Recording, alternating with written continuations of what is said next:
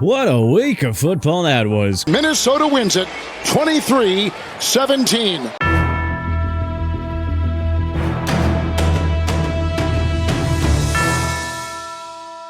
Can anyone else remember a single week where we had this many stunning upsets? How about we get right into it and dive into our Week 3 edition of the 2024 NFL Power Rankings. Number 32, Carolina Panthers. Last time's ranking, 32.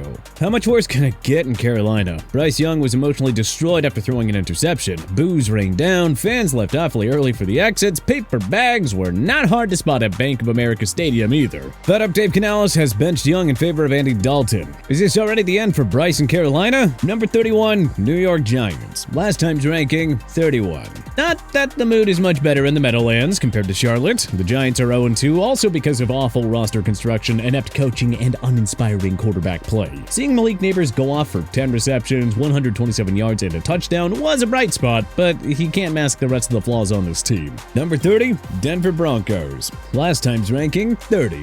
Maybe Sean Payton isn't the offensive genius many of us thought. Ditching Russell Wilson for QB, he handpicked Bo Nix already looks regrettable. Now, it's not really a knock against Nix. It's unfair that the Broncos are asking him to perform behind an atrocious offensive line, and quite frankly, the worst set of offensive weapons in football. Number 29, Tennessee Titans. Last time's ranking, 29. For the second straight week, Will Levis in the offense wasted a solid effort from the Tennessee defense. This time, the Titans dropped a sloppy game to Aaron Rodgers' New York Jets by a final score of 24-17. If Levis doesn't figure this passing game out soon, gotta wonder if head coach Brian Callahan may give Mason Rudolph a chance to shine. Number 28, Indianapolis Colts. Last time's ranking, 23. The Colts put up a little fight in an ugly 16-10 road loss to the Jordan Loveless Green Bay Packers. Never mind that Malik Willis is behind center. Indy's usually dominant front seven was gashed for 261 rushing yards. Anthony Richardson threw 3 interceptions in that loss. Sky is quickly falling in Indy. Number 27, New England Patriots. Last time's ranking, 25. The Pats failed to secure their first 2-0 start since 2019, dropping a nail-biter to the Seattle Seahawks in overtime. But, there were some things to like from Jared Mayo's crew. They're playing with more energy and confidence under their rookie head coach. Number 26, Washington Commanders. Last time's ranking, 28. The Commanders were fortunate that the Giants had to play the game without a kicker, as Graham Gano got injured on the opening kickoff. But Jaden Daniels needn't complain about his first NFL victory, even if it wasn't exactly pretty. Number 25, Los Angeles Rams. Last time's ranking, 21.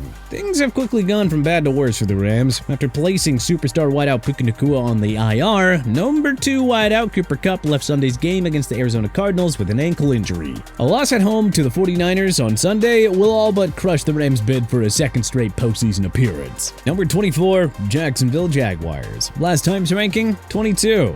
How does an offense with Trevor Lawrence, Travis Etienne, Evan Ingram, Brian Thomas, Christian Kirk, and Gabe Davis average 15 points per game through 2 weeks? The most mind-boggling part is that Kirk has 2 catches for 29 yards. Look, not to be Captain Obvious, but Doug Peterson might want to scheme up some plays to get his star wide receiver involved. Number 23, Las Vegas Raiders. Last time's ranking, 27. The Raiders pulled off the biggest upset of Week 2 with Gardner Minshew outdueling Lamar Jackson in Baltimore en route to a 26-23 road victory. Brock Bowers and Devontae Adams shredded Baltimore's secondary, combining for 18 receptions, 208 yards, and a touchdown. If that's a sign of what's to come for the offense, Antonio Pierce's group could be a sleeper contender in the AFC. Number 22, Arizona Cardinals. Last time's ranking, 26. The Cardinals made a statement by crushing the NFC West rival Rams. Marvin Harrison Jr. had his breakout game with 4 catches for 130 yards and 2 touchdowns. Kyler Murray is near perfect with 17 completions on 21 attempts for 266 yards and 3 touchdowns. So what do they do for an encore? Well, a win at home over the Detroit Lions on Sunday would put the league on notice. Number 21,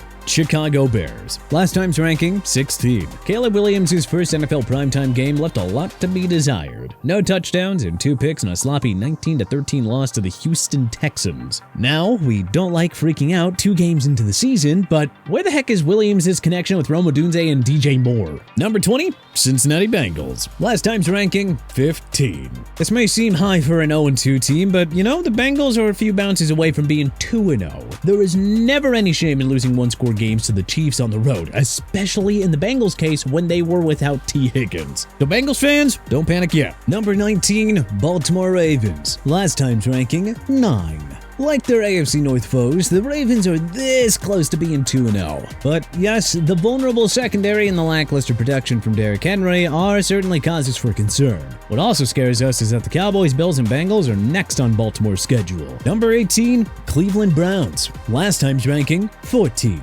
The Browns rebounded from an ugly blowout loss against the Cowboys and squeezed out a tight 18-13 victory in Jacksonville to avoid a disastrous 0-2 start. Deshaun Watson's play was far from ideal, again, but Jimmer Schwartz's defense reminded everyone that there's still a player in the AFC when that unit is at the top of their game. Number 17, Atlanta Falcons. Last time's ranking, 19. What a statement by Kirk Cousins and the Falcons to steal a road win against a top NFC squad and to avoid an 0-2 start. Cousins looked a lot better in his second game as a Falcon, and he can only really improve from here. They are very much in play for the NFC South Division crown. Number 16, Seattle Seahawks. Last time's ranking, 20.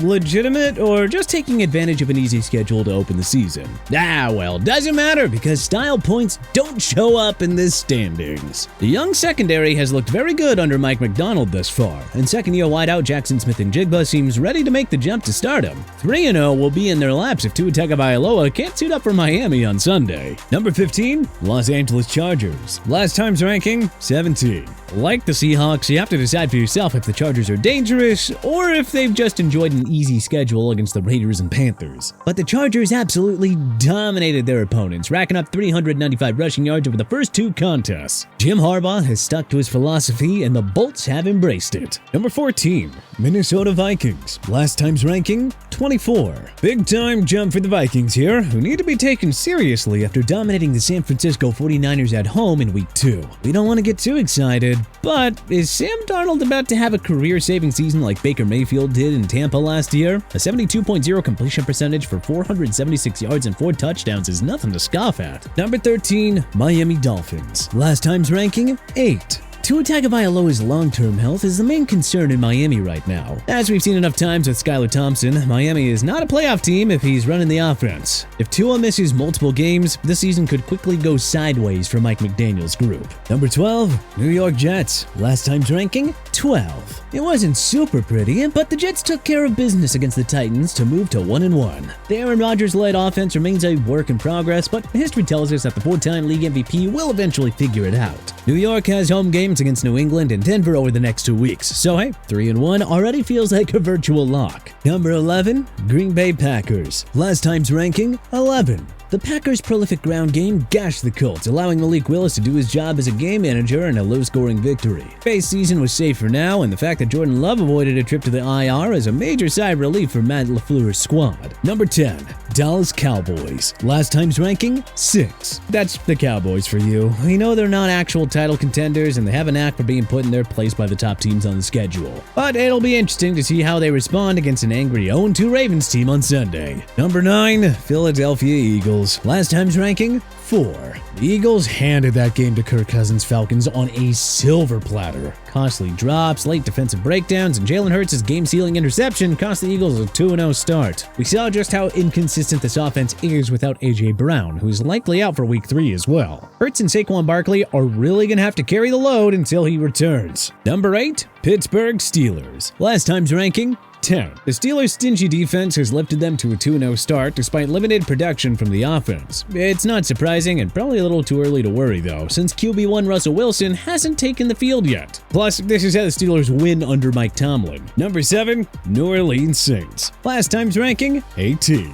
The Saints' 2-0 start isn't super duper surprising, but 2 straight 40 burgers? An absolute demolition of the Cowboys at Jerry World? Derek Carr playing like an MVP that we've never even seen before. New OC Clint Kubiak has maximized the talent on this group, and he is playing his way to an NFC head coaching position. Number 6, Tampa Bay Buccaneers. Last time's ranking, 13. The Bucs might have put up the biggest statement victory of Week 2, coming into Detroit and stunning the Lions via a Todd Bowles defensive masterpiece. We had reservations about Baker Mayfield repeating his career year, but it looks like he is indeed the real deal. Number 5, Detroit Lions. Last time's ranking, 3. The Lions have to have a bitter taste in their mouths after gifting the Buccaneers a win inside their own stadium, but we wouldn't panic just yet. If the Lions lose to Arizona in Week 3 and Jared Goff looks as rusty as he has in the first 2 weeks, well, then we'll start panicking. Number 4, San Francisco 49ers. Last time's ranking, 2. Pardon us for not worrying too much about the 49ers' road loss against the Vikings. They also lost in Minnesota last year and, well, we saw how they fared afterward. The 49ers are still the top dog in the NFC with a healthy Christian McCaffrey and Deebo Samuel. But with both out several more weeks, the 49ers' other weapons really gotta step it up. Number 3, Buffalo Bills. Last time's ranking, 7. Is anyone really surprised that Buffalo looks better without Stephon Diggs? Josh Allen is distributing the ball to his weapons. Everyone's buying in, and the result is a 2-0 start following a dominant road victory over the Dolphins. The Bills' title window apparently hasn't closed after all. Number 2, Houston Texans. Last time's ranking, 5. The Texans' victory, coupled with losses from the 49ers, Lions, and Eagles, opens the door for CJ Stroud and company to jump into the number 2 spot. It's not a stretch to say that the Texans might be Kansas City's biggest threat in the AFC. Number 1, Kansas City Chiefs. Last time's ranking, 1. The back-to-back defending Super Bowl champions are 2-0 despite injuries to Hollywood Brown and Isaiah Pacheco, and despite not playing their best football against 2 other powerhouses in the Ravens and Bengals. But you know, we've seen this story before. But hey, who do you think is the top NFL team heading into Week 3? Do you agree with our rankings? What would you change about them? Let us know in the comment section below. If you like this video and learned a thing or two, clicking the like button helps out a ton. And hey, we appreciate it. If this is your first time coming around to TPS though, well hey, subscribing is a great idea because we put out videos like this every single day. But as always, thanks for watching and we'll see you guys next time.